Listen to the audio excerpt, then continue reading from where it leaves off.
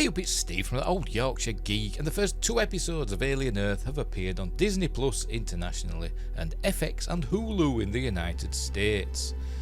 I can't say I particularly enjoyed either episode, to be honest, but before we get into it, don't forget to like and subscribe, share the videos, drop a comment, hit the notification bell if you're subscribed already, all that cool stuff. Explore the description for links for stuff like merch and my books and my other channels and my websites, all that. Become a member on YouTube, then you get early access videos and exclusive videos, blah blah blah. Right, so off we go. So spoilers ahead for this good looking yet terrible first 2 episodes.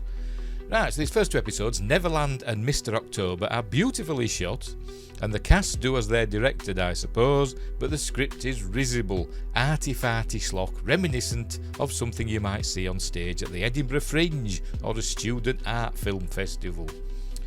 Noah Hawley is a well-respected showrunner. His Fargo series is highly regarded, as was Legion, although I didn't like that Marvel superhero show. But I think he's made a huge mistake with Alien Earth.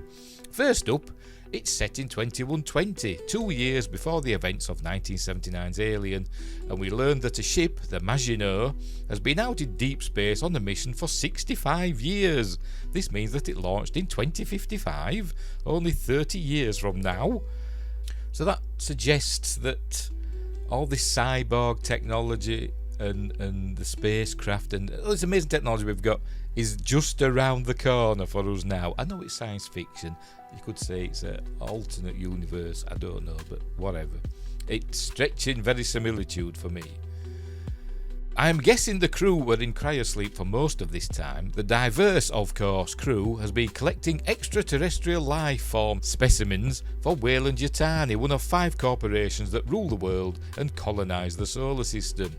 We learn this in some incredibly clunky exposition delivered by Wheels, Michael Smiley, from Spaced.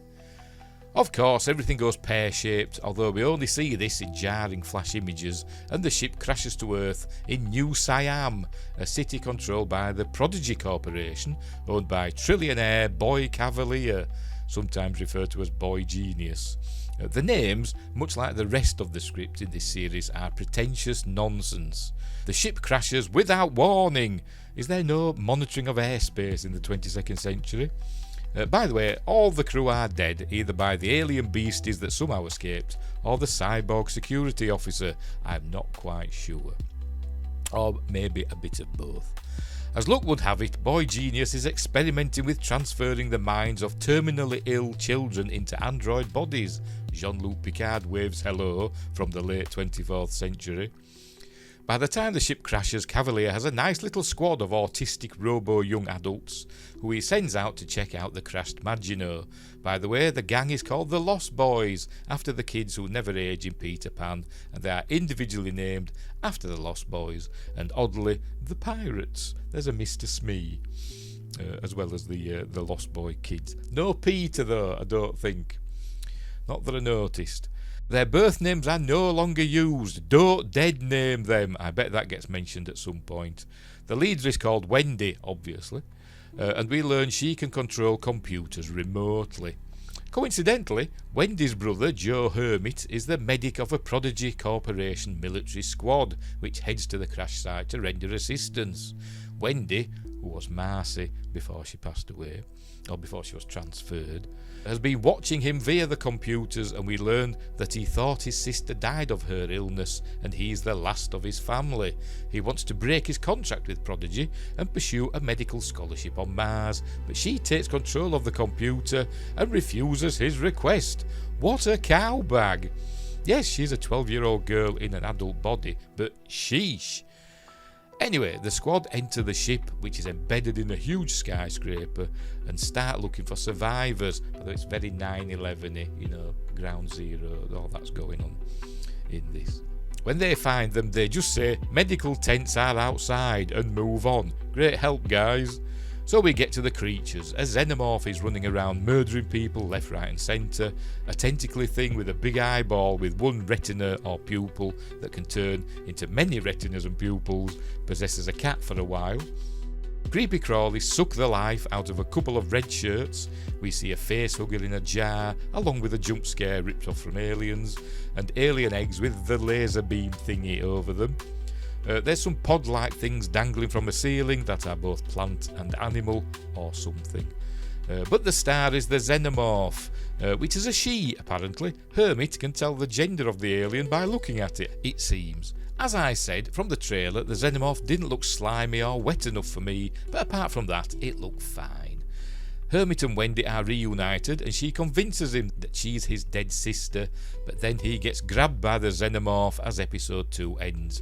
Obviously, it won't have killed him, like it did with everybody else. She'll save him lickety-split. So yeah, 2 hours of television that dragged like 3 hours, my attention often wavered, and I found myself reaching for my phone on several occasions. All these scripts are pretentious student film nonsense that has almost zero character development. You don't care for a single one of the characters, even the leads. Adrian Edmondson is wasted as one of Boy Cavalier's aides. Why do all the android host bodies for the Lost Boys have various accents from around the world? Do they match the kids? If so, bloody Wendy's doesn't. Even though she's portrayed by an American, it seems to me that she's affecting a slight European accent. Or maybe it's just me. I get things wrong all the time. The editing of the show is awful. It's very disjointed and choppy. We get constant overlays of memories.